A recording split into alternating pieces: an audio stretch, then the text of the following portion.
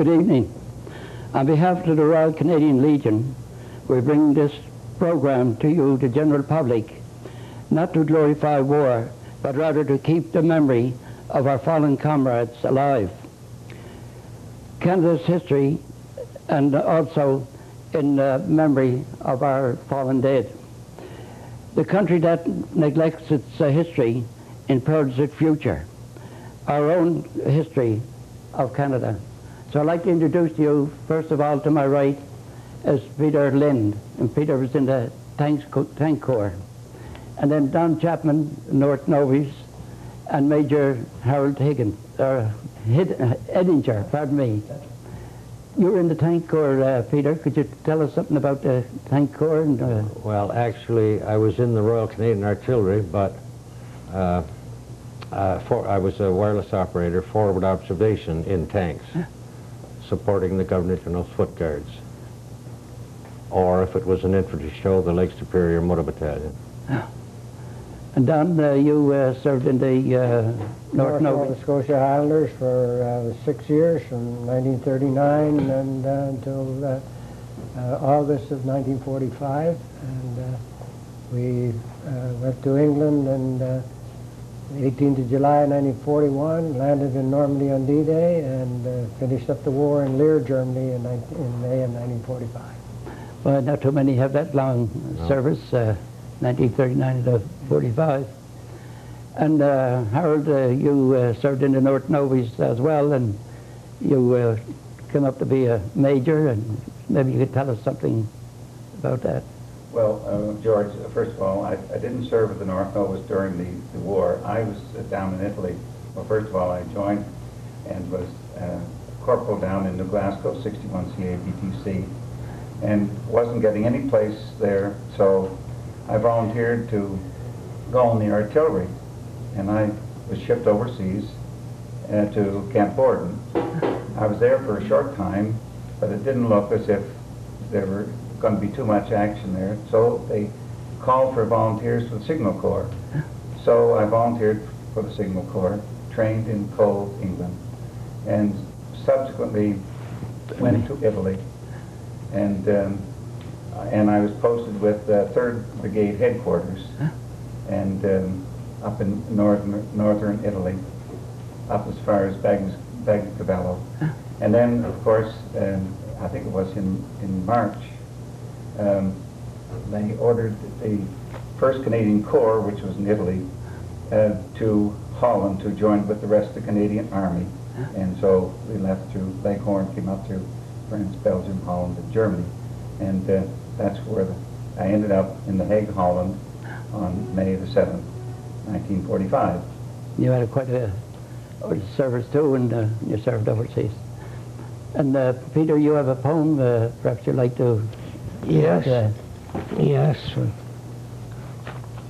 This poem was written by a 9-year-old girl from the town of Wigan in Lancashire, north of England, as a result of her viewing the aged veterans, one of whom was myself, parading on the beach on the 6th of June in '94 for the Queen and the royal family. And just as a prelude to the poem, I'll read what it says. A young mother, Pauline Johnson, and her daughter Jody, aged 9, sat in their home in Wigan, Lancashire, watching the spectacular ceremonies on television relating to the 50th anniversary of D-Day, 1944. This program, so dramatic, affected the mind of this young girl in such a way that she decided to pay her own respects to those who on June the 6th, 1944, and subsequent battles to liberate Europe would never return, and also to those who did. As she watched the veterans pay honor to their comrades, she pondered as to how she could, in her own way, do something. She composed a poem which is shown above. This contribution from this young girl is a truly wonderful epithet from one so young in years, but oh so generous in heart. Now here's the poem, and she entitles it 50 Years Late, in honor of the men of D-Day 1944. I am only a child, and it's hard to explain. The feelings I have as I sit in the rain and think of the men who went off to war, knowing they would not come home anymore. I cannot say thank you to the men left in France who laid down their lives to give me a chance. I cannot say thank you to the ones who returned, for thank you is not what those brave men earned. I owe them my life as I live it today, a life lived in freedom because of that day. I owe them much more than I can ever repay. I owe them the lives that they gave up that day. They will live in my heart for as long as I live, and my children will learn of that gift that they give. By Jody Johnson, age 9. Very nice. That we had a lot of people in Canada do like that, or Well, if a young girl of 9 can remember like that, yeah, it behooves others That's perhaps right. to remember. Absolutely. And Don, understand too that D-Day you were landed in France, and I was a transport driver, and I like to say transport driver rather than truck driver. And I was hauling the unit ammunition. So I had a good load of ammunition, and fortunately for us, we were not the initial assault on the beach, and it was about 11 o'clock when we landed, and our objective, of course, was Carpet Cay Airport. But because of the confusion and so many vehicles on the roads leading from the beach, why we didn't reach our objective and had to stop for the night, and it was not until the next day that we actually were able to advance. I think we got in 5 miles, but still quite a ways to Carpet Cay. And Harold, you were in Italy fighting there, and what was it like when you were there? And, well, it's Muddy. it's a rugged country, George, and when you go from Canada to England and then down to Italy, you seem to be getting further away from home. But I felt that the Italians didn't care whether we were there or the Germans were there. But nevertheless, the Canadian Army put on a great show there and had several substantial battles. And so when they came up to Holland, as I mentioned before, they joined with the rest of the Canadian Army, which meant the first time in history that all the Canadians were fighting under one flag, which was very substantial. But in my job, I was involved in signals as well. And at brigade headquarters, you work from brigade back to div headquarters. But occasionally you had to accompany the brigadier, who was Brigadier Bernacchi, out to the headquarters of the various infantry units. Now in that organization it was the West Nova Scotia Regiment, the Carlton York, and the Royal 22nd Regiment. So we got out to visit those headquarters, and the brigadier, who was Bernacchi, and he was originally the commander of the Royal 22nd Regiment. He took great chances to visit people in the slit trenches and so on, and I often wondered, oh, why do you take those chances? But I realized later when I became an officer that you're supposed to set an example and do that, and he did just that. But perhaps one of the most frustrating things for me was that when we went out to those headquarters, that he usually was out there in support of that unit. Perhaps they ran into extra difficulty, needed artillery support, so on so. So he would, through me, say, okay, I want to talk to Sunray, which is the RCA guy, head honcho. And so immediately you start giving a message, then you get jammed, and you have to switch to another frequency. And eventually you get through, and maybe not, so you have to switch to code. And so it was very frustrating because time was of essence there, because they needed extra artillery or tanks, whatever the case may be. So it was frustrating, but eventually you got through. You had to keep working at it. This was when I first joined out. Oh, I see. That's a young fellow there. And here I became a corporal in New Glasgow. And then I was a sergeant here, and eventually a lieutenant.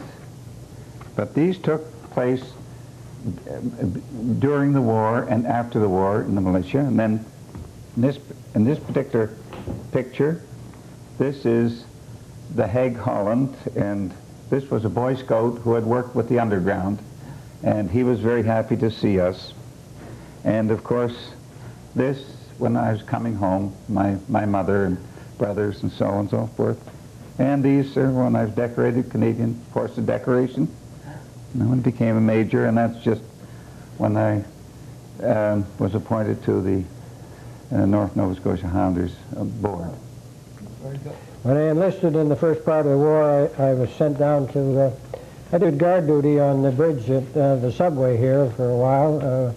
And in the early part of the war, it didn't make any difference what rank you had. You still did your turn on the beat. And from there I went to Oxford Junction, and we did guard duty on the bridge down there. There was 13. I was there was a sergeant, and I was the corporal of the guard at that time. So then later I went down to North Sydney, and we had two companies down there, one on the North Bar at North Sydney and one on the South Bar at Glace Bay for the, they had a submarine net across the harbor at Sydney.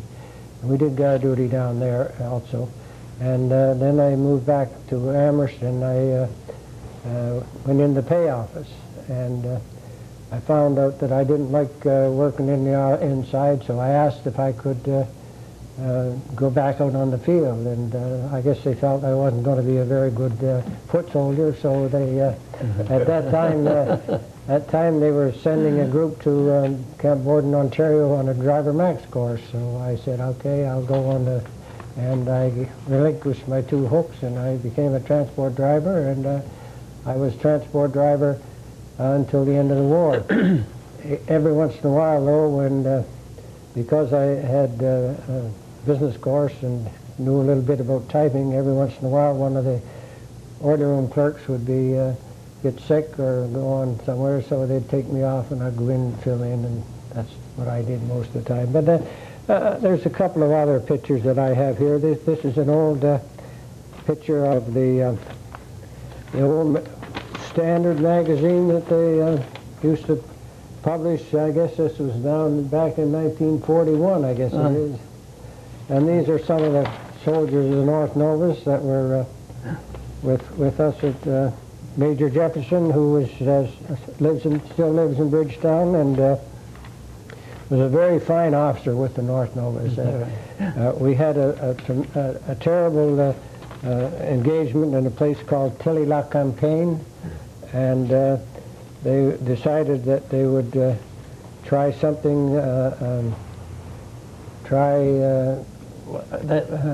attack under artificial moonlight, but it didn't work out too well, and that it meant that we were silhouetted to the Germans, and they just slaughtered us, and we were advancing through a grain field, and some of those fellows that weren't actually wounded couldn't escape from there, and they were up. Some of them were up to 48 hours before they could get out, and so and Major Jefferson was one of those, and he was a real fine officer. And then I have this is the big one, of course, and when everybody was happy about this one. Victory in Europe, victory. So. And by the way, Don, Arnie Jefferson was decorated with the Croix de Guerre. Yeah, that's right. Yeah. And Peter, where were you when you were in the tank corps? Was it in Italy or France? Or no, in Northwest Europe. Yeah. I tried to get in the air. My father was a pilot in the Royal Flying Corps in the First Great War, and my great desire from 1939 was, when I became old enough, was to enlist in the Air Force and followed my father's footsteps. But when I went down and to enlist, it was found that I was colorblind, and so they wouldn't accept me. And I was young, and if they wouldn't let me fly, I wouldn't join the Air Force. So I joined the Army on the 29th of May, 1942. And I served in Canada in Petawawa and Sussex, New Brunswick for a little over a year. Went overseas in July 43, served in England for a year, and then went to France. But I didn't, the 4th Canadian Army Division didn't go in until July into Normandy. So I went in at that time and served from Caen to Falaise, and then through France, or Belgium, Holland, Germany, finished up just south of Wilhelmshaven in Germany. Mr. Chairman, you've been asking us a lot of questions, but perhaps you'd be kind enough to enlighten us about the service which you gave with the Merchant Navy, Merchant Marines. I know I know one case where your boat was torpedoed, and you were in a small boat for 6 or 7 days. Could you tell us something about that? Well, anyway, the Merchant Navy, as you know, they belong to the companies. I'm going to make it short. Each company, when war breaks out, the government said we want that ship to transport troops or tanks or guns or munition, whatever it is, or food to feed the civilian population and keep the country going. And it makes no matter who owns it, as long as it's registered in Canada. So they take that ship. But the crew don't have to go, they don't want to go unless they volunteer to go. So they all volunteer to go, and that's how they served their country. And then it was under the command of the Royal Canadian Navy or the British Navy. It all depends where you were going to. But I was, my first ship was sunk 450 miles south of Iceland on the 5th of September 1941. And we were nearly 9 days in an open lifeboat. My feet were frozen and swollen up my arms, and then from rowing. And then my next voyage in was across the Atlantic after that ship. But once we got torpedoed, our wages ceased. And we had to pay for our own clothing or anything else, and there were no lodging provided for us. That come out of what wages we were getting. And some people say they used to get a big bonus, you know. That's a lot of hooey. We didn't get no big bonuses at all. Well, then you went down to Murmansk, Russia, Yes. did you not? Yeah, I went up to Russia. The first trip I went up there, gone 113 days, and it was perpetual daylight. We lost 7 ships, and then we lost another 5, then going into a British minefield off Bison, and the ships were blowing up. And then the next voyage to Russia was JW-53, and that's when convoy, we were up there 9 months before we got back to England, and we were nearly starved to death. We had to eat what the population were eating, an old carcass they bring down to the ship, or black bread, and that's what we were eating. So it was very tough, and that was the hardest battle of all the war, was the Arctic campaign. We lost 105 ships, and there were 24 Allied ships that were lost. But when I was over in England, and I was on this Dutch ship for 2 years, because that was my home, and people said, "You going back up to Russia and that ship again?" Well, I said, "I don't know, this is my home, and I've got nowhere else to go," you know. So but we got treated very bad, and then we called Harrison Lines of Liverpool. They had on their phone 1 white, 1 red, 1 white, and they used to call that more fat than lean. That's the name, the starvation. And you had a mattress, and it was about that thick, and they called it the donkey's breakfast. And I'm reading a book now, and it's called The Arctic Convoys, and there's about 400 and some odd pages that thick. And a lot of the Navy captains were saying, look, he said, we were trained, he said, to do the job we're doing, but he said, those poor buggers weren't trained, he said, and they were on their own, and they turned around and left us. You know, the God for his own, every man for himself. You know, the whole British fleet left us, and we're on our own. That's convoy PQ-17. Now that convoy lost 24 ships, 11 only reached Murmansk, and only for the supplies and all the tanks and guns that were going to Russia. It would have been different if they didn't have to get them through. You know, England would have taken, Germany would have taken England and would have been fighting from this side of the world. Yeah. But it was a hard life in the merchant navy, no doubt about it. And of course, our own fellows on the corvettes, they suffered quite a bit too. Yeah. You see those ships going down in the spray and getting frozen and everything. So anyway, after saying that, one thing that bugs me, and that's this.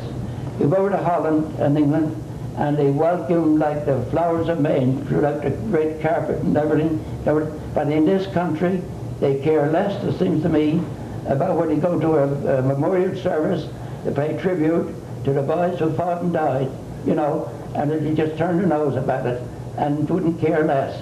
And that's what I can't understand, why in this country that people should be more grateful and get out there and to the memorial service and stand for a few minutes in silence and thank God for the freedom that we have today. It was paid with a heavy price of thousands of people who went overseas and fought and died.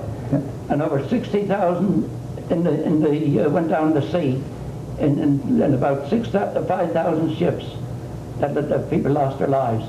And here we are, we just keep on going day in, day out, just the same as nothing ever happened. Yep. You know, so what's the problem there? It's a learning process. Yeah. We weren't occupied, you see. Yeah, I suppose, yeah. I know they weren't in Britain either, but the threat of invasion was very real. Yeah. It's a different story It's a altogether. different story. Yeah, I suppose, yeah. The people here really didn't suffer in the same way. I suppose one of the things that worried most fellows who were over there was the lack of mail or the slowness in getting mail. I know when I was down in Italy, I got 30 letters and about 11 parcels. But of course, when you are moving, you can't use that, so you take out the personal things and give it the rest to your friends. But you think the Salvation Army played a good part too? Oh, absolutely. You know, Absolutely. They were always there. Yeah, that's right. The Sally Ann. I think they would be all right there. Most our representative for the Salvation Army was Sergeant Horace Pusey, and he did a good job. He was always there with comforts of some kind and movies whenever we had a break, and they did a good Well, job. there was the KSC, and there was the NAFI, and there was the YMCA, but the Salvation Army stood out, Yeah, I they think. did, yeah. As you know, when the war ended in Europe, the war in Japan was still on, and they called for volunteers. And being young at that time, I volunteered to go to the South Pacific. So did the brigadier, so did the driver. However, went on leave, a couple of leaves, as a matter of fact, and by the time when I was on leave, they dropped a bomb in Hiroshima and another one on Nagasaki. That ended the whole thing. So I stayed overseas for another year after the war ended. Single in those days, enjoyed very much. There's a funny thing too that about the Merchant Navy and the Manning Pool and Veterans Affairs. So they said there's no record of this guy who's been in the Merchant Navy, or no record there of being sick or anything else. You know, there's no record kept of the Merchant Navy because the ship is in Halifax and 1, 2 or 3 men, you know, especially firemen, because you get a lot of people go on deck, but nobody go below. So the captain will say, all right, come on, we sign you on, no medical, there's no record. But when anything happens, if you can't work, you know, then you put it in the logbook. Yeah. But if it's something, you got a bad eye or broken finger or something, that don't go in the logbook or any other ailment, you know, only when you can't work for the company. That this is what happened to some of those guys. Do they have a figure of the number that lost their lives in the Merchant Navy? The Canadian Merchant Navy was 1,700 and something, was 1 in 4, I think, of the armed forces that were lost. See. Because our unit lost 642 were killed in action with the North Nova.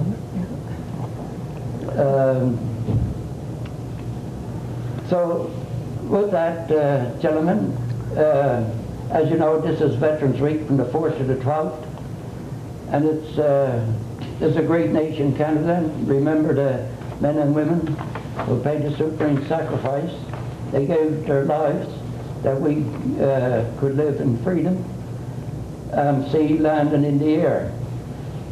And the Korean conflict, not forgetting our peacekeepers as well around the world.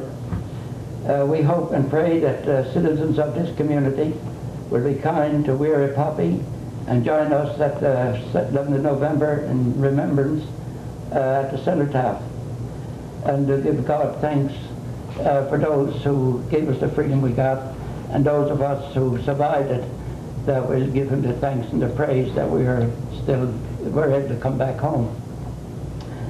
And so one has said that they paid for their day for our tomorrow. So I'd like to end with a psalm, and then we get Harold and after I finish to come in. They that go down to the sea in ships and occupy their business in great waters, these men see the works of the Lord and his wonders in the deep. For his word that the storms are rising, which lifted up to heaven thereof. They are carried up to heaven and down again to the deep. Their soul melted away because of this trouble. They do to and fro, that stagger like drunken men, and they are at their wits' end. So when they cry unto the Lord, their trouble, he delivered them out of their distress. For he maketh the storms to cease, so that the waves thereof are stilled. Then they are glad, because they are at rest. And so he bringeth them unto the heaven where they would be. So they went through the gates of splendor. Harold, you can take over. We will remember them. At the going down of the sun and in the morning, we will remember them. They shall grow not old, as we that are left grow old. Age shall not weary them, nor the years condemn. At the going down of the sun and in the morning, we will remember them.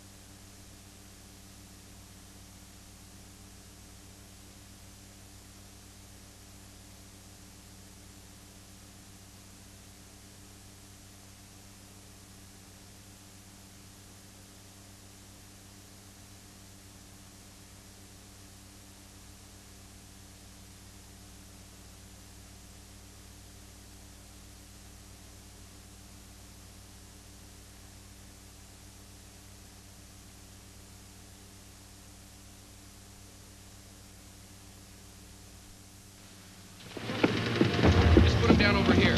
Cigarettes, sir. Bless you. Poppies. No. Low. Between the crosses, row and row. If ye break faith. Over here, Major. We shall not sleep.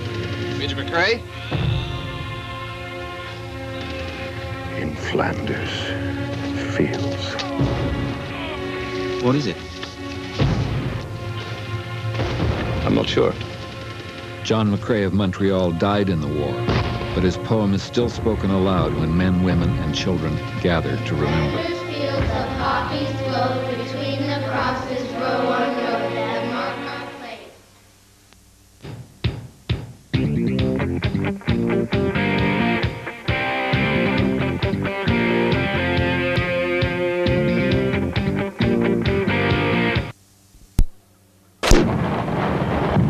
The smoke wafting everywhere, including right over the balcony at Buckingham Palace.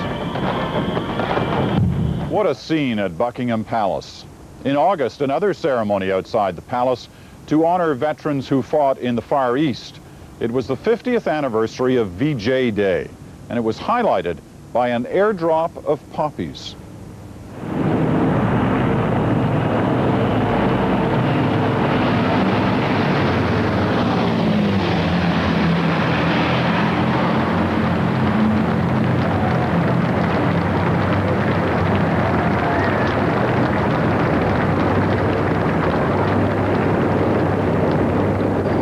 When you go home, tell them of us and say, for your tomorrow we gave our today.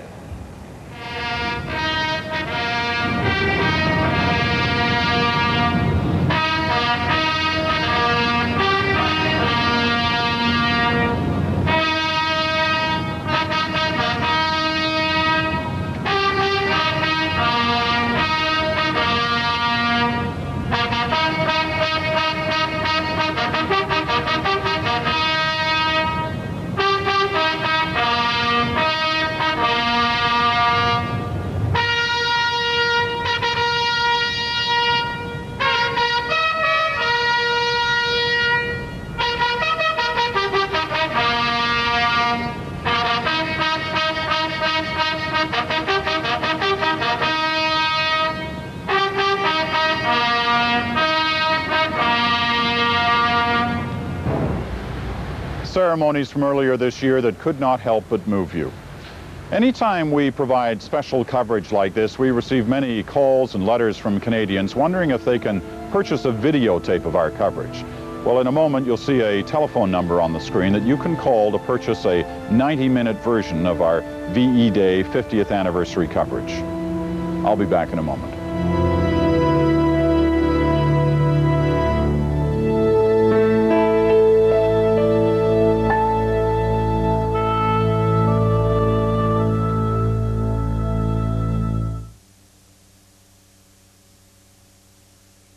The road to the Grey Cup comes to the final crossroad this Sunday. The division finals kick off at 2 Eastern as San Antonio battles Baltimore for the South Division crown, followed by the Northern Showdown, Edmonton at Calgary. CFL Playoff Sunday only on CBC. This is CBC, the Canadian Broadcasting Corporation.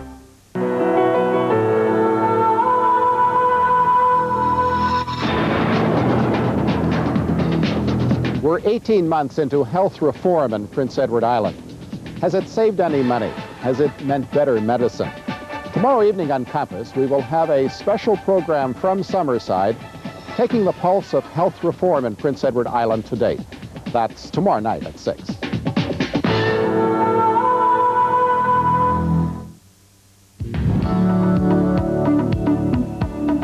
Monday on Island Morning, grassroots or the big stick? The government wanted the West Prince Health Board to decide how hospital beds should be allocated. But the board couldn't decide, and now others outside the region will do it for them. Who should call the shots, the people or the bureaucrats? That's one of the issues for the political panel. Kathy Large, Jack McAndrew, and Darryl McIntyre. Monday on Island Morning.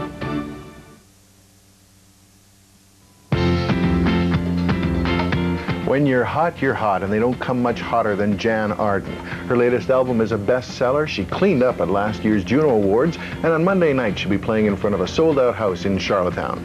Next time on Main Street, we'll meet Jan Arden. We'll talk about some of her successes for the past year, and we'll also hear some of her award-winning music. So join me from 4 to 6 on CBC Radio, FM 96 for Main Street, radio that sizzles.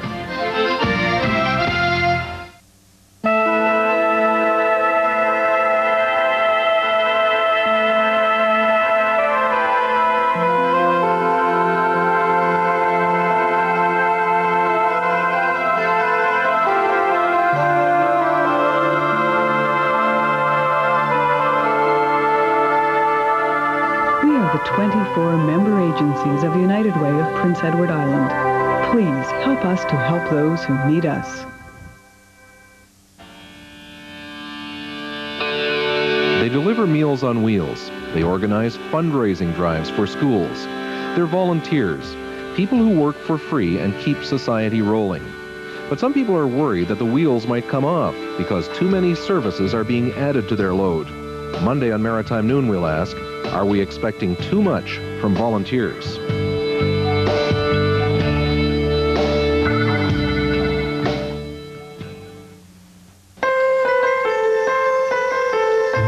Every UNICEF card you send helps preserve a Zimbabwe child's sight with capsules of vitamin A. Helps street-proof a kid in former Yugoslavia against landmines. Helps save a kid in India from mental disabilities simply by providing iodized salt. This holiday season, don't just send greetings, send help to kids around the world with UNICEF cards. Help UNICEF, help kids. You are watching CBC TV, Prince Edward Island.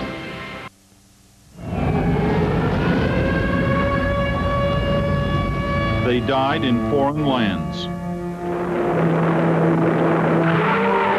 They died on vast oceans.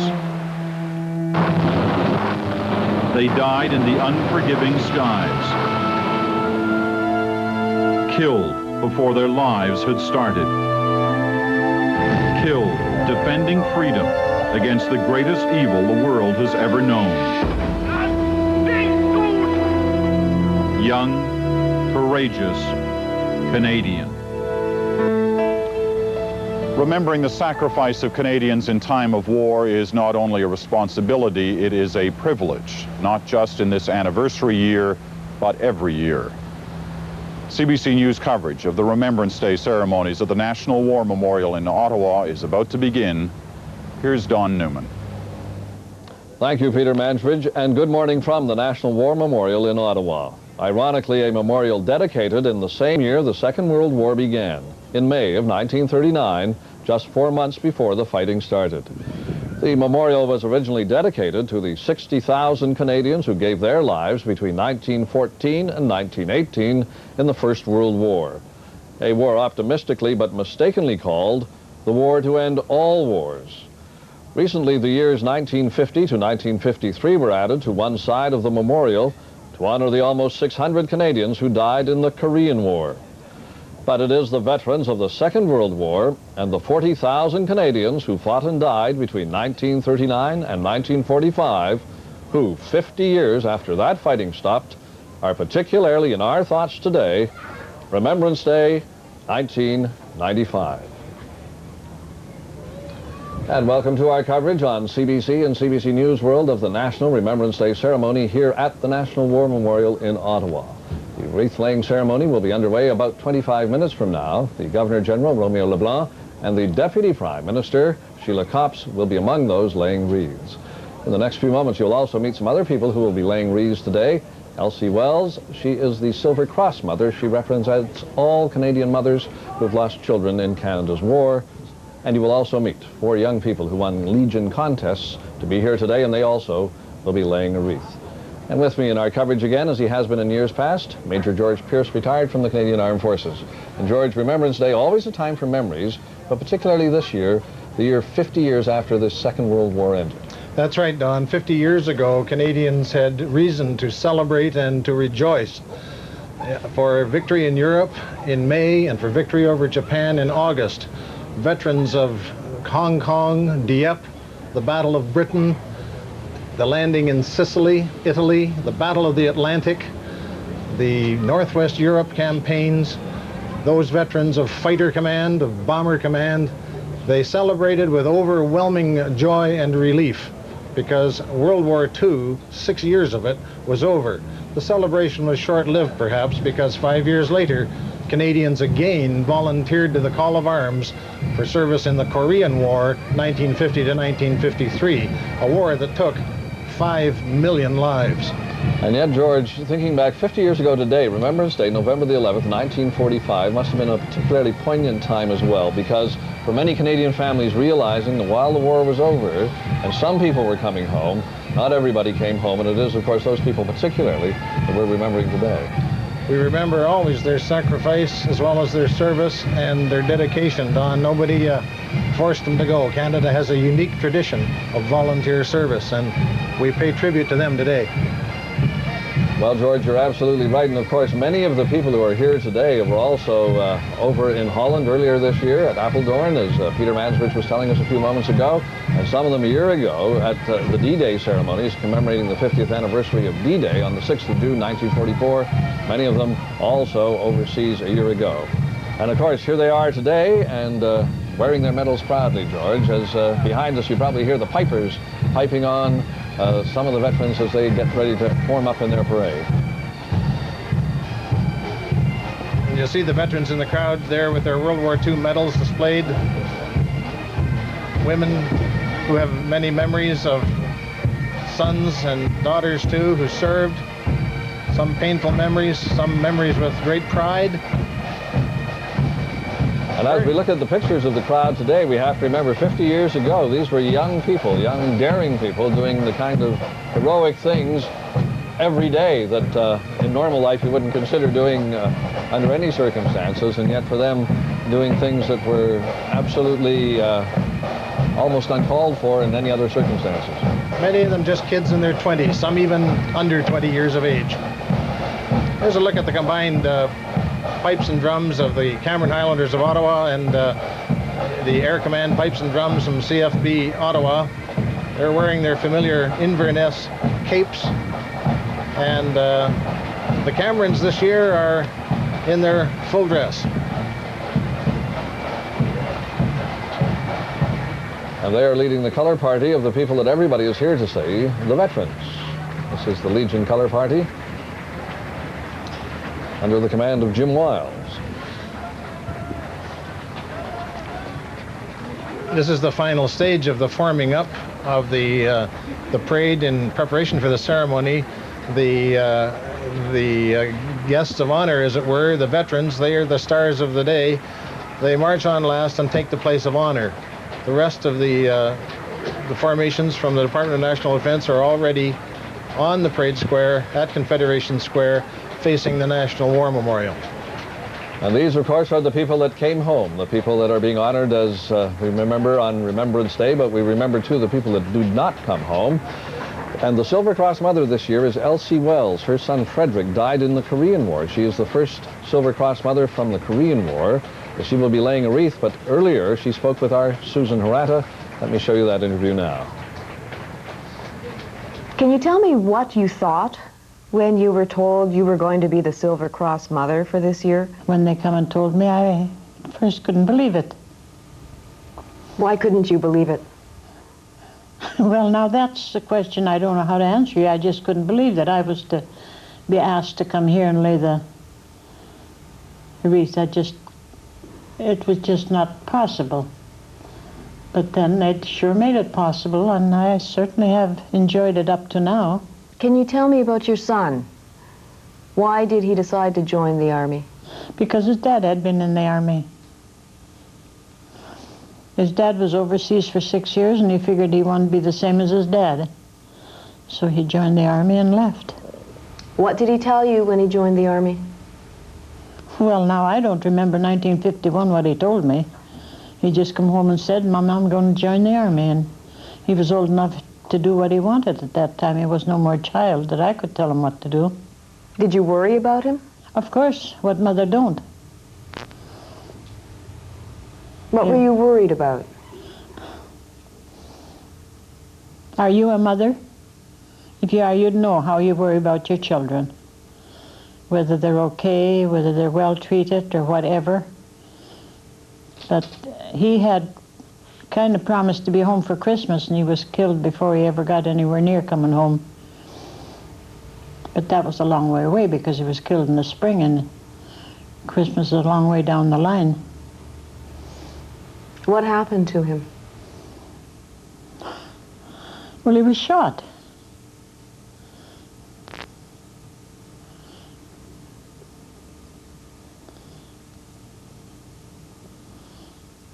And it just seems like I was at work when I saw our pastor and 2 policemen walk in the restaurant. It was just at lunchtime. And I just had a notion right then it was something concerning my son, and it was. They come to inform me that he had been killed.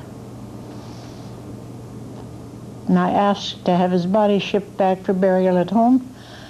And then they informed me through the government they couldn't find enough pieces to send home, so he was buried in Busan. At least there is a grave in Busan that is his. Can you tell me what your son was like An average young man growing up.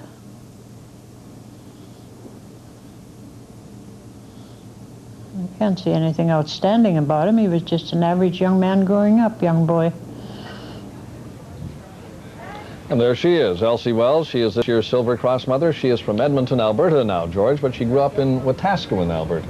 Well, we have a double reason for honoring Wetaskiwin, Alberta, Don, that it's not only the hometown of the Silver Cross Mother, but it stands as a symbol of sacrifice, and in a very real way, it's a reminder of the longest continuous running battle of World War II, the Battle of the Atlantic, because on the 31st of July, 1942, HMCS Wetaskiwin, a town-class corvette with the Canadian destroyer HMCS Skeena, destroyed U-boat 588 in one of the deadliest convoy runs of the war. So we salute Wetaskiwin as a home of the brave and for her gallant namesake and all who sailed in her. And the Battle of the Atlantic, of course, one of the, well, I suppose the longest battle in the Second World War in which Canadians were involved. Without doubt. It started on day one. It ran the entire 6 years without respite, without rest, without anxiety. Of course, Churchill said the U-boat menace was the only thing that really frightened him, and he had good reason to be concerned.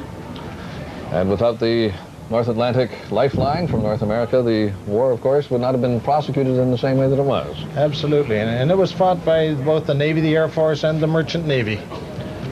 Now, there you see, there's the former Chief Justice in the crowd. He is, of course, a veteran. And there's Herb Gray, the Solicitor General, also a familiar face. Young faces in the crowd as well. Some of them brought here because they've won contests staged by the Royal Canadian Legion to keep young people aware and interested in Remembrance Day. This year, the winners are Jennifer Gillis from Fredericton, New Brunswick, Alison Frank from Bateman, Saskatchewan, Jeffrey Little from Guelph, Ontario, and Andrea Lee from Chatham, Ontario. And Susan Harata spoke with them yesterday. I went to the cenotaph, and we went and I observed the ceremonies there, and then I came home and wrote the poem. So that was your inspiration? Well, yeah, actually, and then just being at the ceremonies and seeing people's reactions to what was going on, and kind of relating them to when I started going, and my experience being at the cenotaph and how it felt and how, like, the soldiers must feel, that kind of thing. You've got your poem right there. Yes, I do. Can you read it first? Oh, certainly. A child's day of remembrance. A cold, biting wind whips the waves onto the silent sand. Chilled and questioning, a child stands shivering. Tiny, mittened hands driven deep into the pockets of a down jacket. An innocent face gazes out from underneath a warm woolen hat. A child untouched by war, untouched by tragedy, unknown to the multitudes of ancient soldiers standing at full attention on a cracked concrete curb. The endless list of the dead invades the thoughts of this quiet child. Who are these men, and why did they die? To a child's blank mind, war is simply wrong, and dying is bad. There are no questions, there are no excuses. Only life and death, only good and evil. Silent moments and somber echoing songs surround this tiny figure. Whispers of fallen comrades will forever haunt this growing mind. For the past, we mourn. For the future, we remember. Andrea, you made a poster for this. What sorts of things were you trying to express in your poster? I tried to express that people who can remember about the war should remind our generation who doesn't know anything about war at all, because there is still war going on in some part of the world. I draw an old man and a boy with the color pencils, and they're probably grandfather and grandson. And there is also battle scene in black and white. So it's like the old man is talking, telling his boy about the war he experienced. And Alison, you also are a poster winner. What were you trying to say with your poster? Well, in the center, I have hands holding a world, and they appear to be stable, but in the background, I have pictures that seem to threaten this stability, and the dove on top of the world appears to be more, it represents peace, and it appears to be more fragile than, because of the things that threaten the peace. And Jeffrey, you wrote an essay. Yes. Do you have a section there that you'd like to read? That November the 11th, I saw the man again as the last post was played at the cenotaph. His scarlet poppy was still fixed on his jacket, and on his chest his medals were proudly displayed. And as the last notes were played, I saw him salute, and I saw the tears pour forth from his eyes onto his brilliant red poppy. As the immortal lines of the poem for the fallen were recited, at the going down of the sun, and in the morning, we shall remember them. I wondered, who would remember the man who came to my corner and bought a poppy to remember his friends? That's just part of your whole essay. Yes. What were you trying to say with it? I was trying to show the contrast between the old and the younger generation. I wanted to show the passing down of the stories from the old soldiers to the youth who don't really understand Remembrance Day. I think the generation that I'm in has sometimes forgotten the sacrifices and the struggles, and also forgotten the reason that we went to war. It just wasn't to exert power over another nation, but to defend freedom and our liberty. Okay, everybody, thanks very much. Thank you.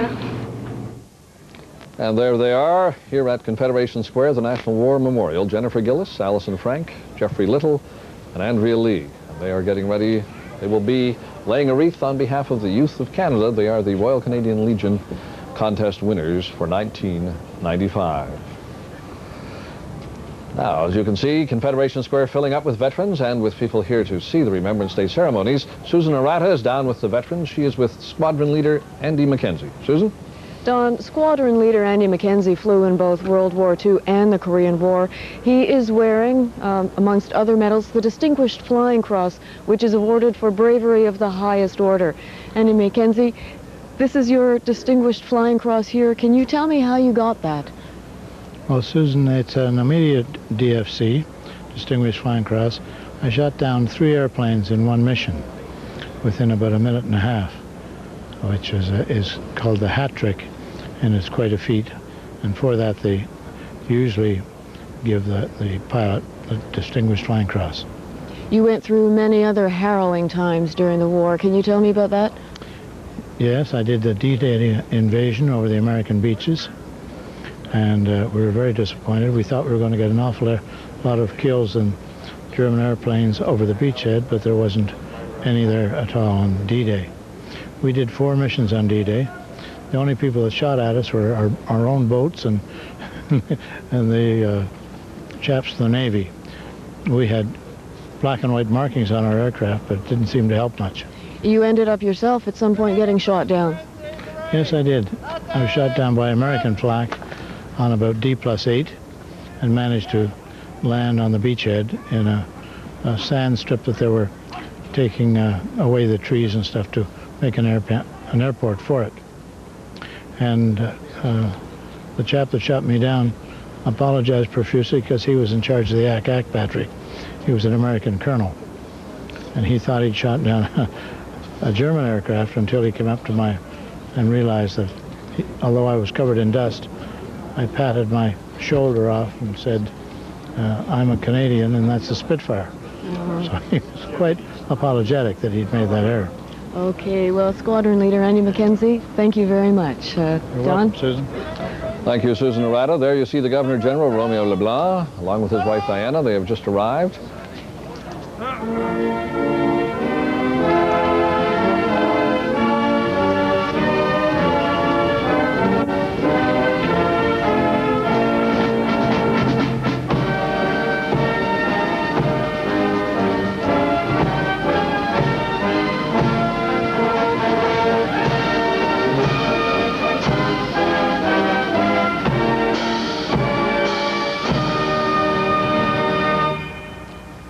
And the Vice-Regal salute for the Governor General. This is the first year that he has been at Remembrance Day as the Governor General. George just invested at the beginning of 1995.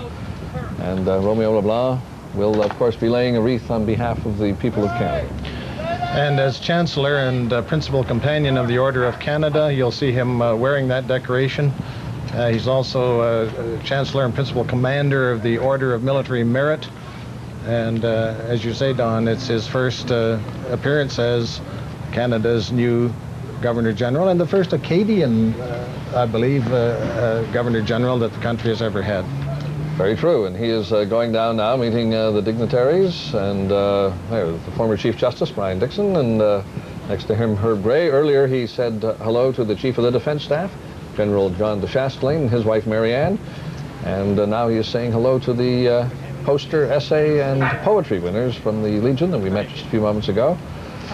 There is a New Brunswicker amongst them, Jennifer Gillis from Fredericton, and of course, as an Acadian, that is where Mr. LeBlanc is from.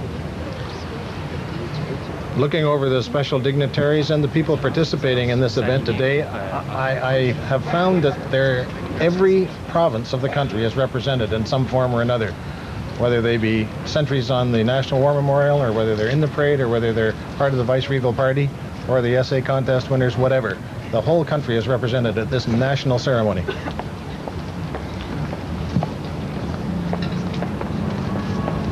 Now, His Excellency is taking his place. Well, he's still having a few greetings with people as he came in. He was met by Hugh Green, who is the President of the Royal Canadian Legion. This is the second Remembrance Day at which Mr. Green has been the President of the Legion.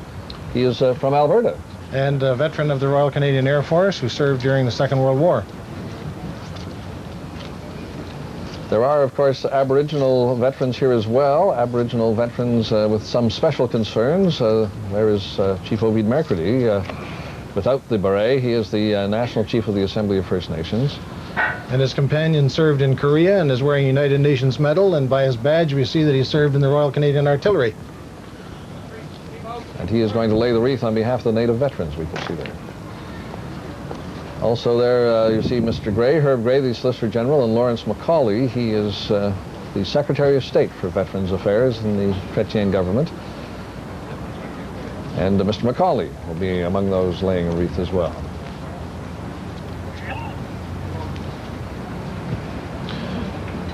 We are awaiting now the arrival of the Deputy Prime Minister, Sheila Copps. She will be coming at any moment now. You see a variety of headdress in this aggregation of veterans today, all sorts and shapes and sizes. It's indicative of the regimental system in the Canadian Army, where they have tribal rivalries, distinct differences, but all under the banner of one name, Canadian. Deputy Prime Minister Sheila Copps will be laying the wreath on behalf of the Government of Canada. She did the same thing last year. Prime Minister Chrétien last year in Hong Kong. He was on his Asia-Pacific tour at the time, and he went to a cemetery in Hong Kong. He is in today New Zealand, and there is Arrowtown Cemetery, pardon me, in New Zealand, guarded by both spear-carrying Maoris and members of the New Zealand Regiment. The Prime Minister, his wife Aileen, in attendance, along with local dignitaries.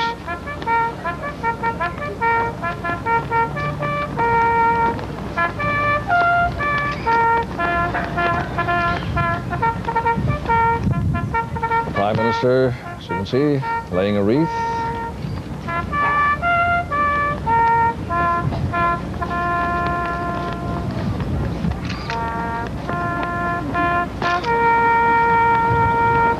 Other dignitaries laying wreaths as well.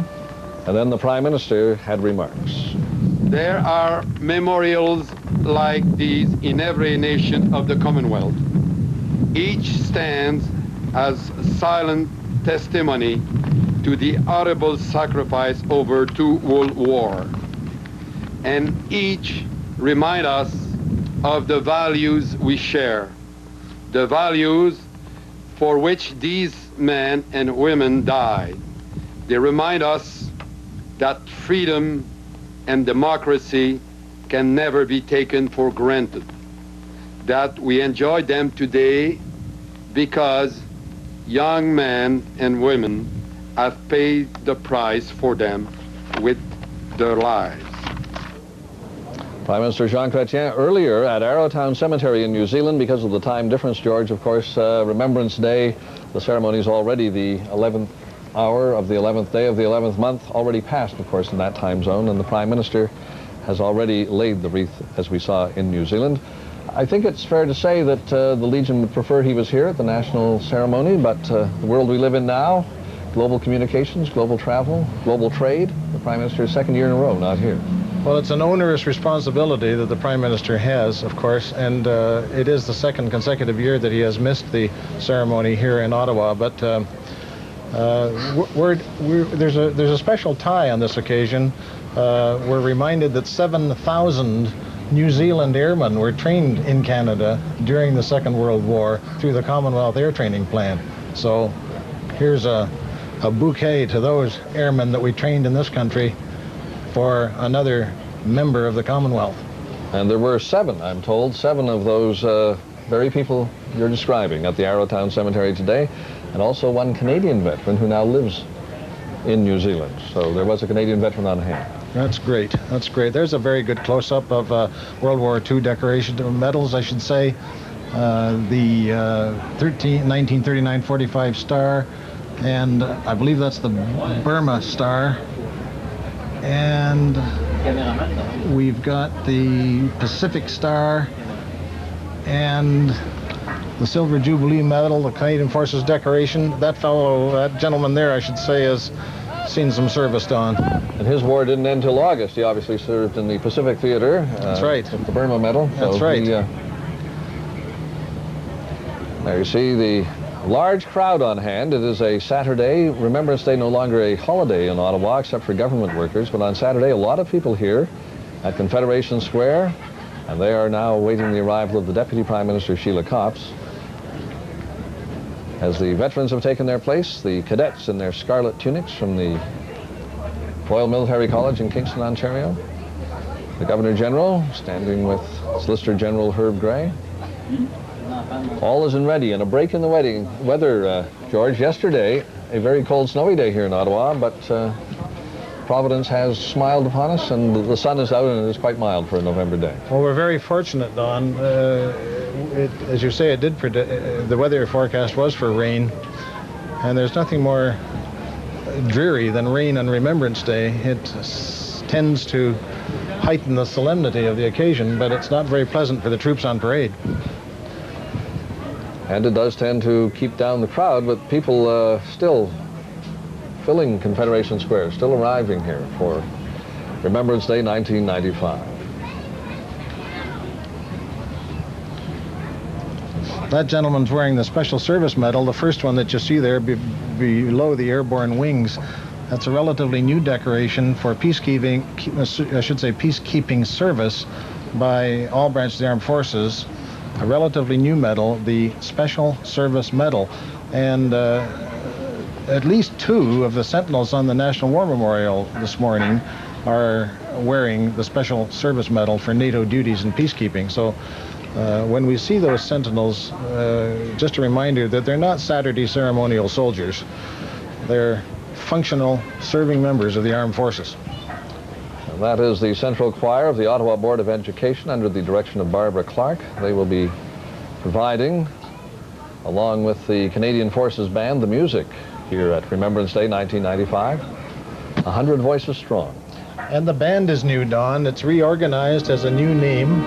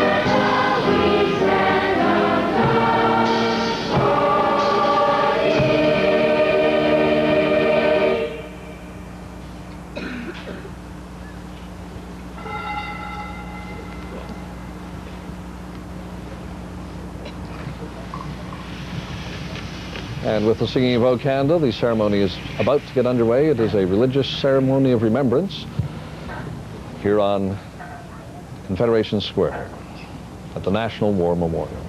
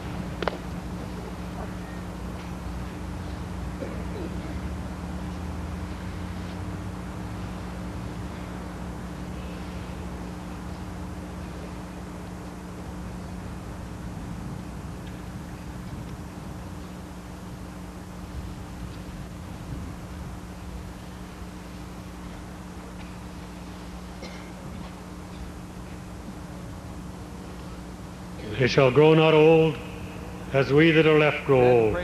Age shall not weary them, nor the years condemn. At the going down of the sun, and in the morning, we will remember them. Ils ne vieilliront pas comme nous, qui leur avons survécu. Ils connaîtront jamais l'outrage ni le poids des années. Quand viendra l'heure du crépuscule et celle de l'aurore, nous nous souviendrons d'eux.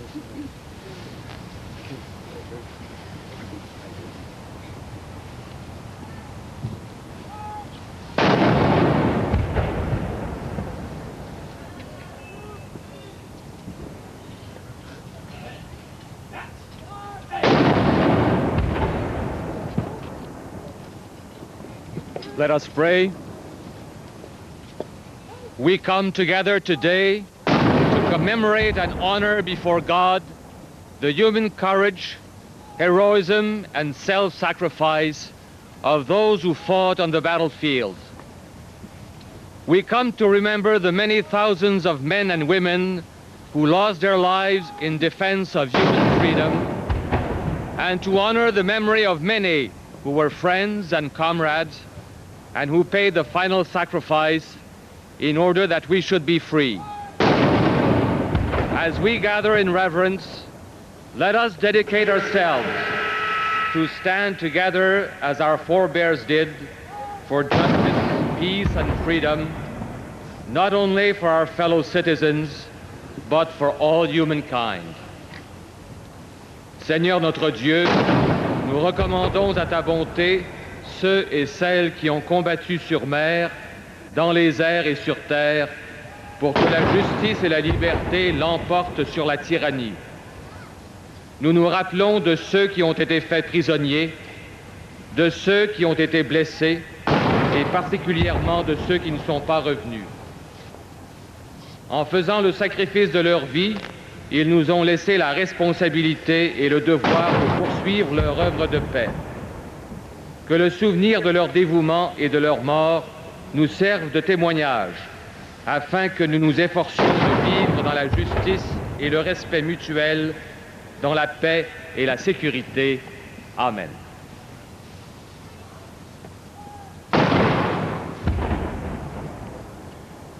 In the midst of screaming shells, whining bullets, and the death of your comrades, you kept on giving.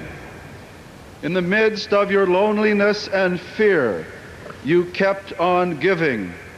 As you fought to keep your sanity in a war designed by those possessed, you kept on giving. You dreamed of family, friends, sweethearts, and woke to the sounds of battle. You were David against Goliath, Daniel in the lion's den, Ezekiel in a strange land. You were Christ before Pilate. You were all the good men and women of all time who have given their lives to keep tyrants at bay. You who came back and we who enjoy freedom are here because your friends died. And yet the killing hasn't stopped. Cruel leaders of misled people still grip power with blood-stained hands. But as the inhumanity goes on and God in heaven despairs at the foolishness of his creatures, we pause on this day to honor the fallen. As God has taken them to himself, we have taken the torch from them and we will pass it on. God's justice demands we keep faith with our sacrificed comrades. Our prayer is for the strength we need to perform this sacred duty. Amen.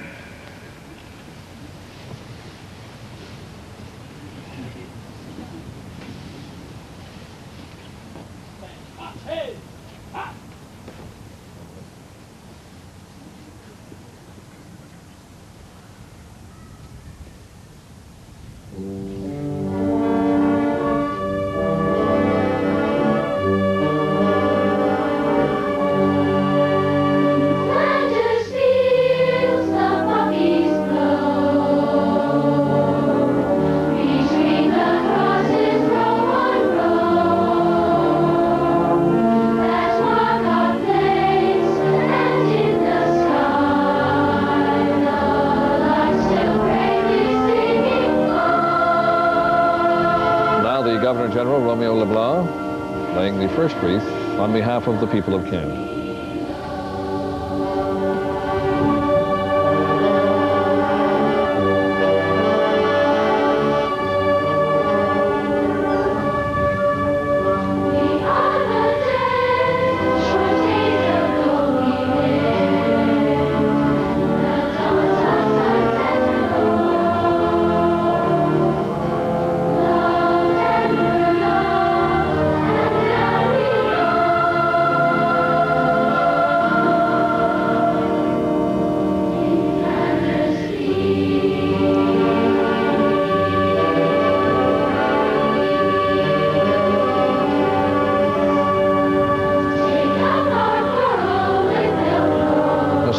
Wells, the Silver Cross Mother of 1995, laying a wreath now on behalf of all of the mothers who've lost children in Canada's wars.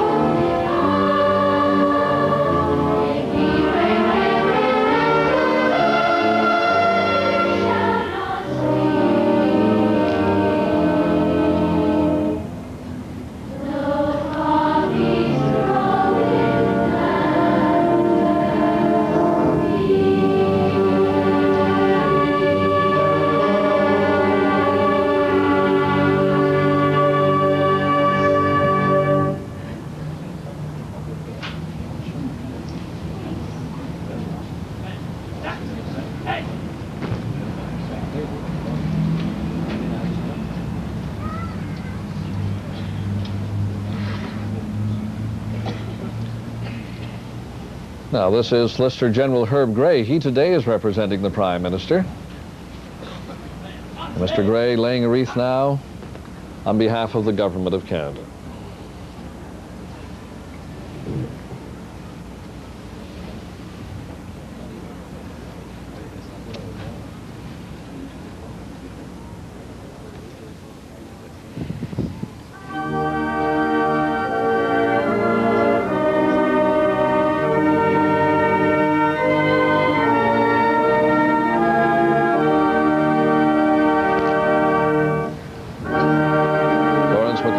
Secretary of State for Veterans Affairs, laying a wreath on behalf of his department.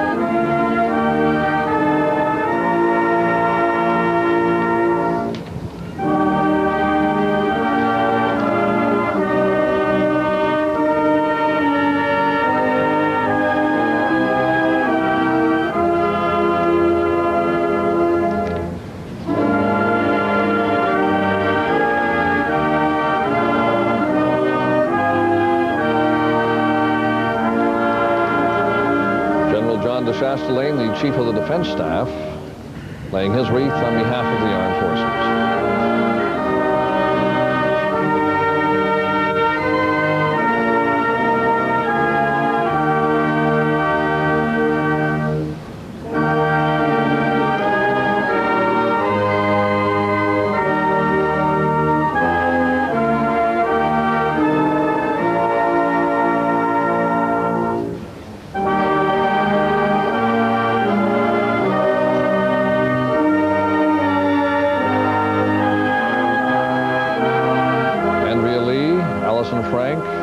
Jennifer Gillis, and Jeffrey Little. Along with the wreath bearer, Adam Sigler, a 12-year-old Sea Scout from Ottawa, laying a wreath on behalf of the children of Canada.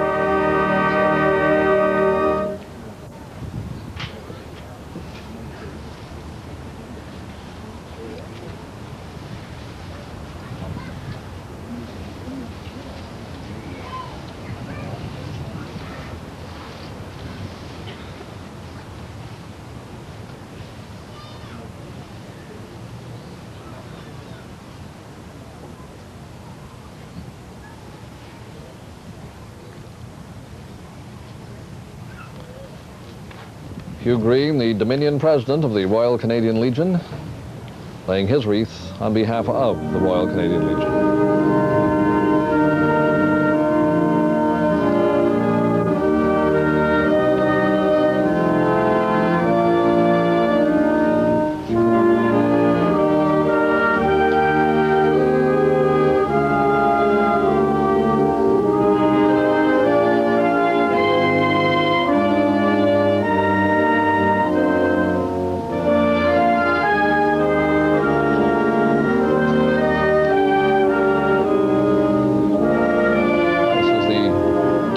Diplomatic Corps, Philemon Yang, from the ambassador from the Cameroons. He is laying a wreath, and now other members, high commissioners, ambassadors, attachés from the different embassies and legations here in Ottawa, representing 70 different countries from around the world, George. Now starting to lay wreaths on each side of the National War Memorial.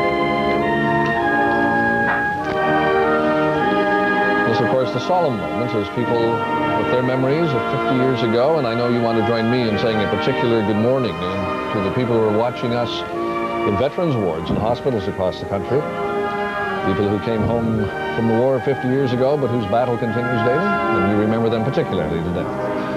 And especially, Don, we again send our best greetings to Lieutenant Colonel Cease Merritt, former commanding officer of the South Saskatchewan Regiment who won the Victoria Cross at Dieppe.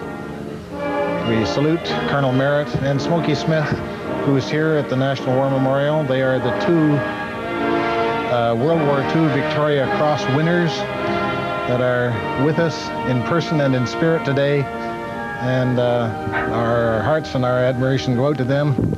Theirs is the stuff of which this country's greatness is made. And now the representatives of other countries based here in Ottawa continue to lay their wreaths on both sides of the National War Memorial. Central Band, I should say, no, not the Central Band, but the newly formed Band of the Canadian Forces under the direction of Major Ken Killingbeck. We've just heard the Nimrod Variations by Sir Edward Elgar, and before that the hymn Abide With Me. You know, the King George VI dedicated the National War Memorial in 1939, and some time ago in my research, when the King died on the 6th of February 1952, it came out in the media that Abide With Me was his favorite hymn. And it's most appropriate that that hymn is always played at the National War Memorial on Remembrance Day. It commemorates not only those who lost their lives, but the passing of King George VI on the 6th of February 1952, the date of the accession to the throne of Her Majesty the Queen. And we also heard In Flanders Fields, sung by the Central Choir of the Ottawa Board of Education. Of course, In Flanders Fields, a poem originally written in memory of the First World War, those who fell in the First World War, for which the monument was dedicated originally, and of course written by a Canadian. Immortal Lieutenant Colonel John McCrae. And that poem is etched in brass in Eileen Donan Castle in Scotland, the ancestral home of the McCraes. And etched in the hearts and minds of many who are gathered here at Confederation Square today for Remembrance Day 1995.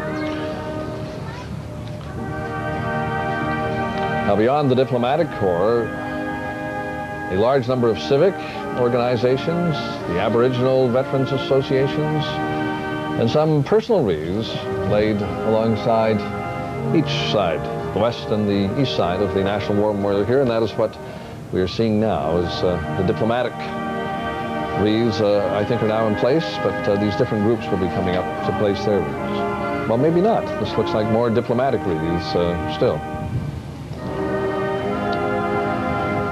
The sentries on the National War Memorial this morning represent the senior service, the Navy, the Army, the Air Force, and the Royal Canadian Mounted Police. They come from different parts of Canada, and as we mentioned earlier, 4 out of 5 of them have peacekeeping duties. On the left, you see Staff Sergeant Graham Muir of the RCMP. He's from Ottawa. He has the United Nations Medal for service in the former Yugoslavia. On the right-hand corner is Master Seaman Stephen Bond of the Navy from Longueuil, Quebec. He has the Special Service Medal from NATO. In the center is Nursing Sister Lieutenant Beverly Green. She's from St. John, New Brunswick. She also served on duty in the former Yugoslavia. The other side of the National War Memorial, which we can't see from this vantage point, are Master Corporal Michael Barnes representing the Air Force. He's from Burlington, Ontario. And Corporal Sheldon Martin representing the Army is from Regina, Saskatchewan. As you point out, Remembered here today also the Canadians who have given their lives in the various different UN peacekeeping missions in which Canada has served since 1947. No country in the world has provided more peacekeepers on a more consistent basis. Canadian troops have been involved in every single peacekeeping operation since the inception of the United Nations, Don. And more than 100 now have given their lives in that cause of peace. As of today, sadly, 103 Canadians have lost their lives. We reported last year 100. It's now up to 103 who have been killed on active service in peacekeeping missions. And the diplomatic wreaths continue as the Canadian Forces Band now plays "Oh God, Our Help in Ages Past."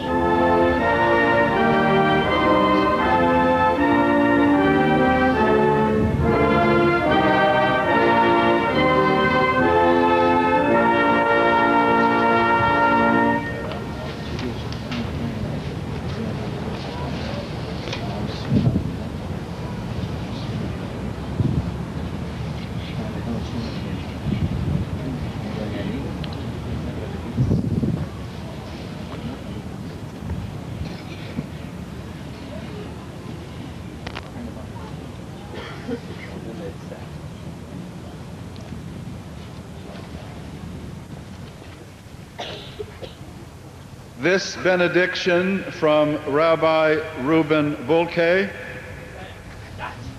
On this Jewish Sabbath, you gather to recall the hallowed memory of Canadians who gave their lives for the cause of freedom. Because it is the Jewish Sabbath, I cannot be here, but I will be conducting a special Sabbath remembrance service together with all the Jewish war veterans at our synagogue. We remember with abiding gratitude the supreme sacrifice that so many Canadians made, and we remember with ongoing appreciation the supreme sacrifice that so many other Canadians were ready and willing to make. Hopefully, we will not need to go out to war. Yet, there are many battles to be fought, not military battles, but important battles nonetheless. Our battlefront soldiers fought against pernicious racism, despotic tyranny, inhuman cruelty, and vile hatred, all dressed and incarnated in military uniform. We defeated these forces of racism, tyranny, cruelty, and hatred on the battlefield.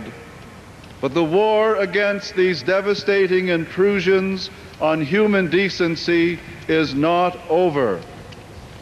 We stand here today full of hope and prayer that through the inspiration of our dedicated Canadians, Anglophones, Francophones, natives, members of an entire host of ethnic and religious communities, Canadians all, we will perpetuate their legacy and their fight for a Canada and a world that is free from hatred and free toward compassion and understanding. Amen.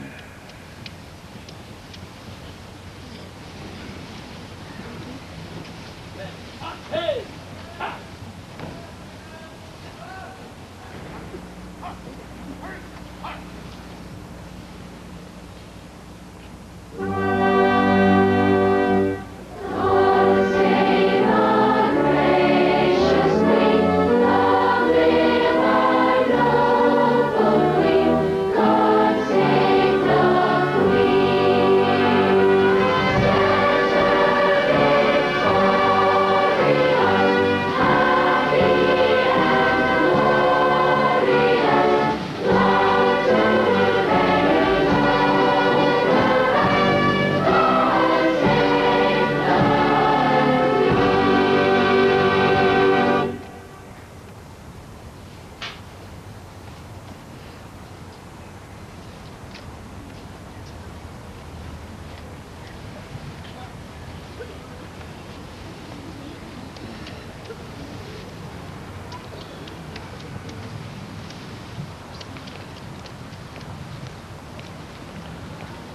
And with the playing of God Save the Queen, the ceremony now moves from in front of the National War Memorial over to a dais on Wellington Street, where the Governor General will take the salute, the march past of the veterans and the other assembled units here on Confederation Square. But this is a time, of course, for remembering and for memories, and 50 years after the end of the Second World War, a time of particular memories for the people who fought and served. Dan Bjarnason now with two of those soldiers' stories. But actually, to tell you the truth, the worst part of action is waiting for it. Your nerves are on tenterhook. You're just watching everything. If a little leaf moves, you fire a burst of machine gun, or you make sure you... Most war stories that vets have to tell are not unusual at all. One of the highlights is when we got caught in a bloody minefield that night and you went into that flaming chariot. They're about occasional moments of sheer terror breaking up the long periods of boredom. No special heroics, except every man was a hero to his buddy. I always kind of in my mind knew that I was going to come back. I don't know why.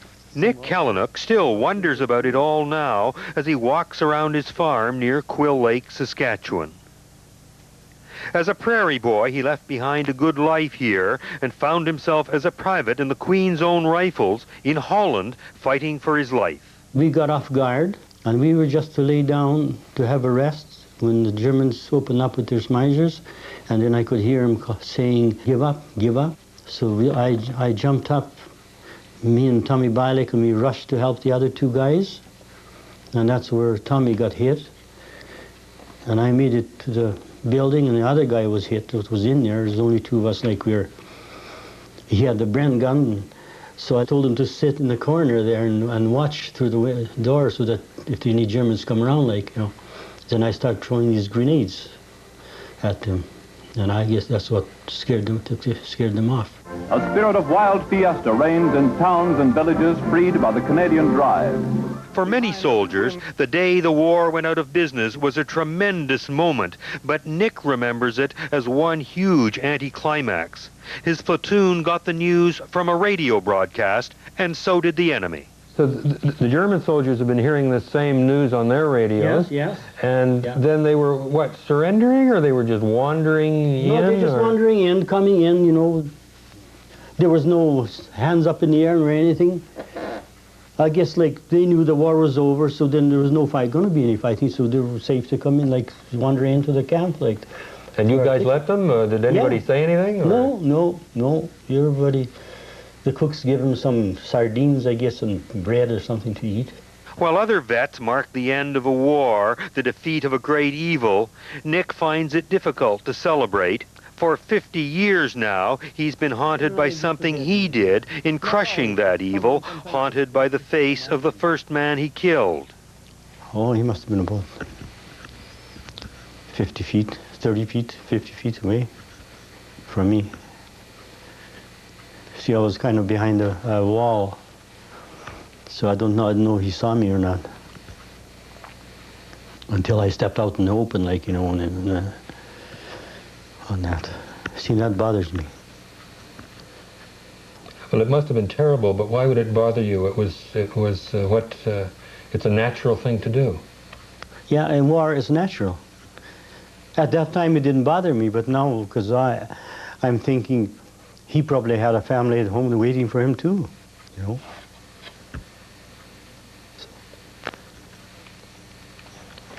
Think about that a lot, or just now? Lots.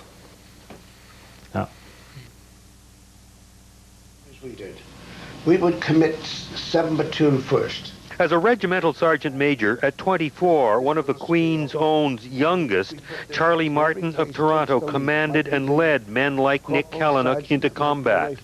It was a meat grinder of a war for the young Canadians battling their way through Holland. We started out on June the 6th with 5 boats with 120 men on D-Day. When we got to where I was wounded, when the war ended, we'd lost 400 men out of the 120. In other words, we had close to a 400% casualty list. And every man had been replaced 4 times.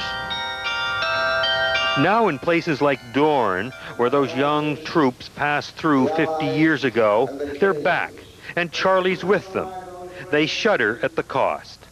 I can see Charlie Nawajic, Joe Murray, Culbertson, and I can go through 500 names that they risk their lives day after day for their comrade. That is love of your country.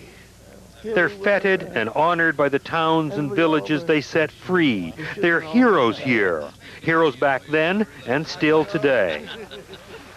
Doran's a thriving, sophisticated town now. Its museum's exhibit honors these men who've come back to see how things turned out and relive old memories. This is a picture here, gives you an idea of when you fight, you have to go down those streets, and you can see that the walls act as fortresses. Did you fight in these kind of streets? These are the kind of streets that we fight in pretty well all the way in the villages. It was on this very road in nearby Devonter, at this very corner, that Charlie's platoon was ambushed 50 years ago, almost to the very week. What's it like today for you coming up this lane? Do you think about those moments? Oh, I can remember Cargyle getting hit because he was one of those fellows that was always singing a song and dance type of fella, you know. And he got hit in the corner and he couldn't understand then he was hit. Yeah. But is it kind of a sad day for you coming up this same lane? We had coming up here, we had 2 killed and 3 wounded. And every time you have a battle and somebody gets killed, it's very sad. It was a terrifying place to fight a war, these pretty little back roads and charming country lanes. When you're walking up, you're very cautious. That's the thing that amazed me with all these soldiers. You could just imagine you're laying here in somebody's machine gun, and you have to get up and go forward. You know, and you have to go first and this fella next. And they really weren't afraid in that sense because they didn't run away or they didn't hide. They kept going. Nick kept and fell in love with Mary, the girl in the farm just down the road. He's retained, along with the ugly memories, memories of beauty as well.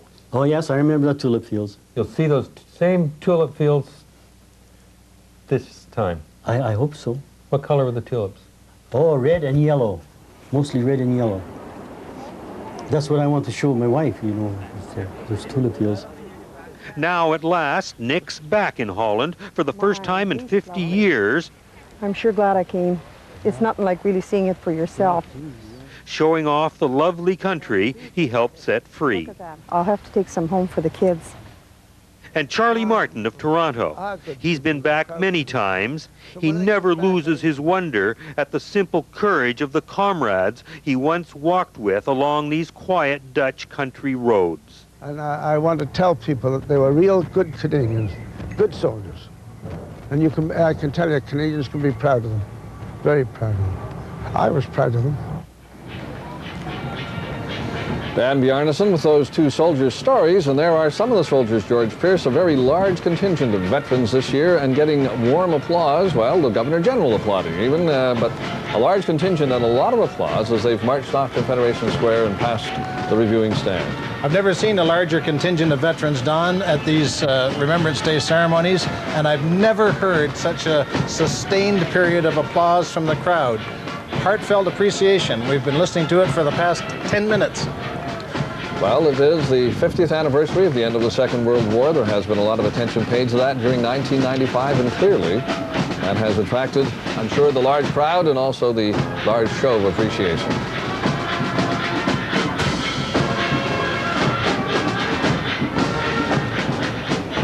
Well, the central band, central in the sense that they're in a static position, but it officially is the Band of the Canadian Forces under the direction of Major Ken Killingbeck are playing a march now called Sons of the Brave.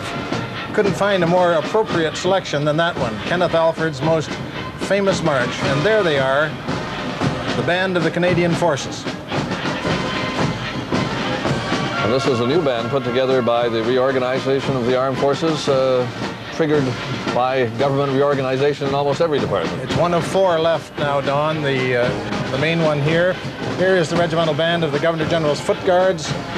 during the march past. They're not playing, but they're leading a 100-man guard from the Royal Military College from Kingston, Ontario, in their #1 dress, scarlet uniforms with the familiar pillbox headdress. You'll see them in just a moment.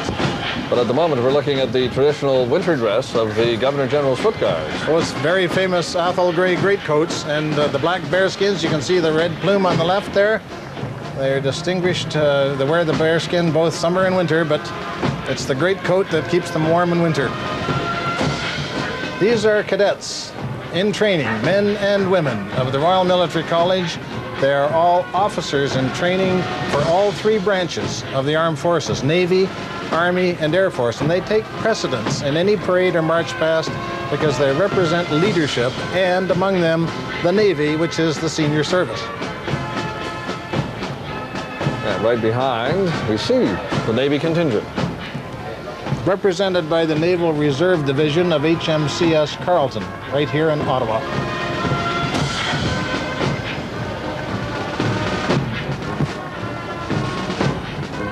Surely symbolic of the longest running battle of World War II, the Battle of the Atlantic. And marching behind the naval contingent are, again, the Governor General's Foot Guards. It's a 50-member guard of the Governor General's Foot Guards. They are the senior militia infantry regiment of the Canadian Army. But going by His Excellency the Governor General now are the Cameron Highlanders of Ottawa. Like their sister regiment, the Queen's Own Cameron Highlanders of Canada in Winnipeg, the Camerons of Ottawa represent 17 Highland or Scottish infantry regiments in the Canadian Army. Their grandfathers went in on D-Day, June the 6th, into Normandy in 1944. And behind them, a contingent of the Royal Canadian Mounted Police, who in recent years have played a larger part in this ceremony, George, because, as you point out, they have been busy in UN peacekeeping duties. The Canadian contingent in Haiti is almost all RCMP officers. And as previously mentioned, Don, one of the sentries on the National War Memorial this morning, Staff Sergeant Muir, has had service in peacekeeping duties in the former Yugoslavia. And here are the Cadet Services of Canada, led again by the seniors of the cadets, the Royal Canadian Sea Cadet Corps. The Royal Canadian Army Cadets and the Royal Canadian Air Cadets here in blue bring up the remainder of the parade.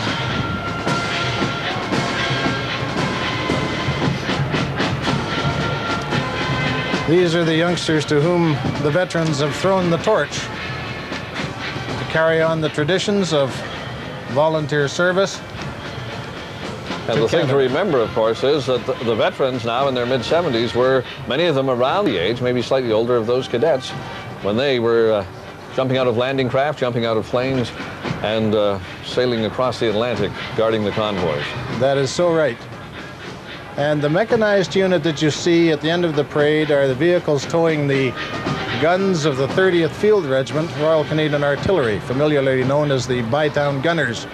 This is the detachment that fires the 21-gun salute every year during the Act of Remembrance. And they have come down from Parliament Hill, where we saw them during the ceremony. And they bring up the rear of the parade, going past the Governor General Romeo Leblanc, as he takes the salute for the first time as Governor General of Canada at Remembrance Day, 1995.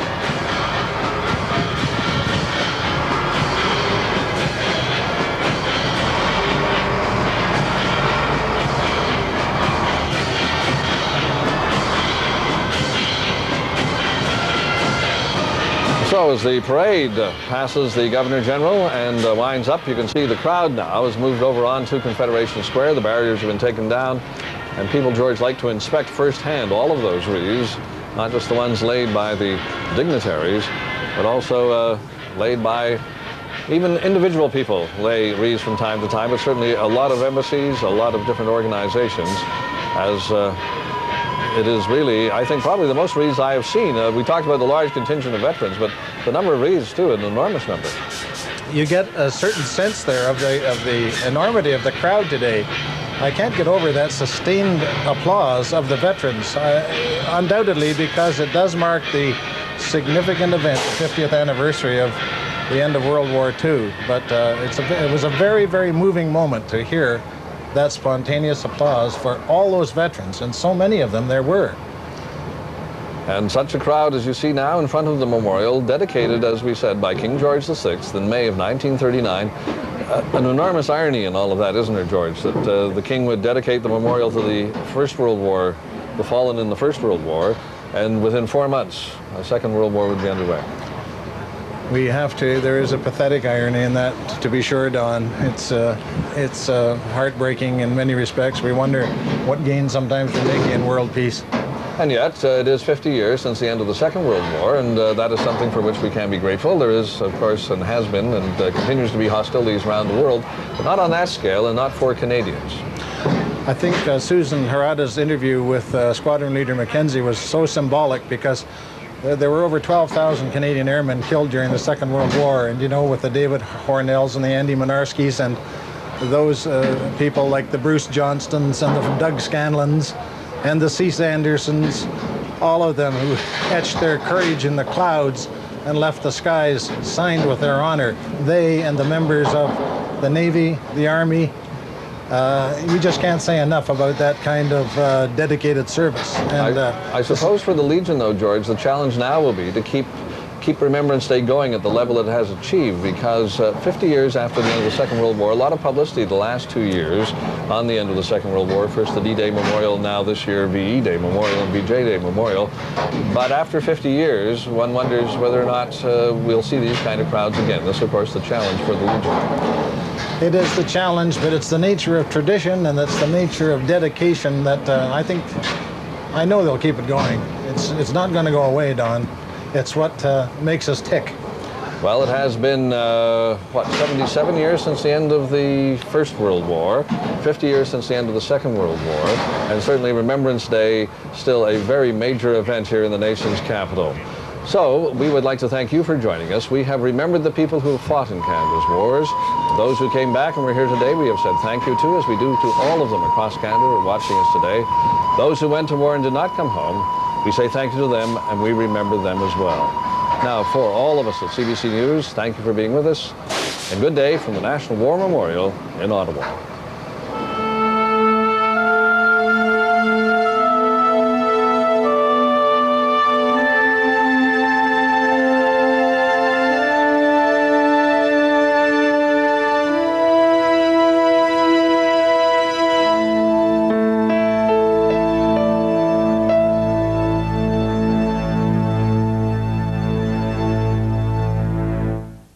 This is CBC, the Canadian Broadcasting Corporation.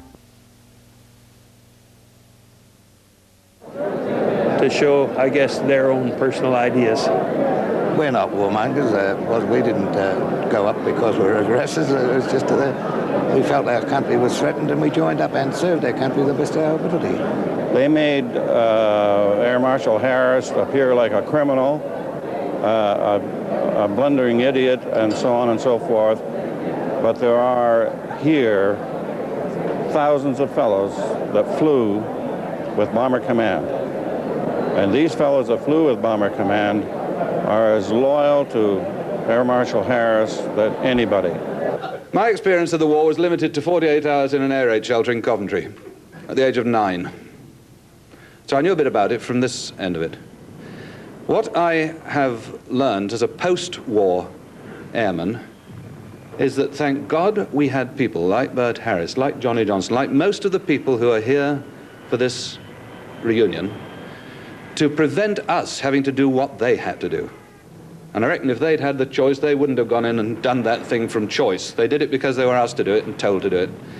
His people and Bomber Command got no recognition whatsoever. It was nothing to do with him at all.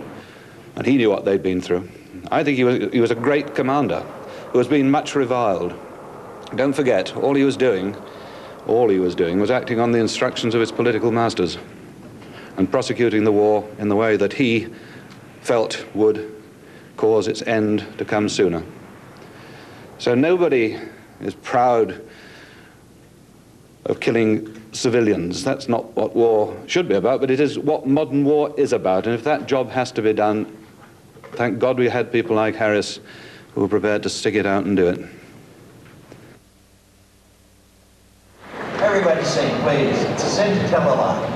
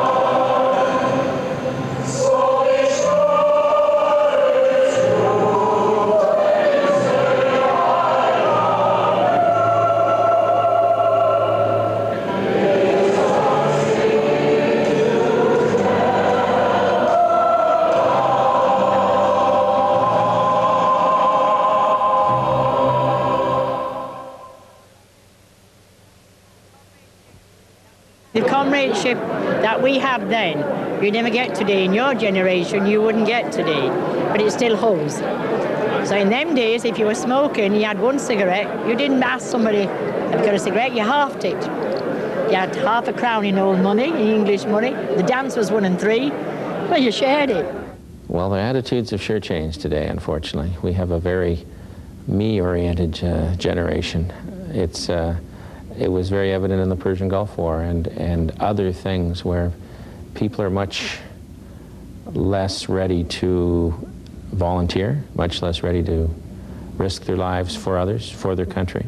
It was a different climate back then, though, because the country, the free world really, was fighting for its very existence, and there was a perceived threat that we could all unite against.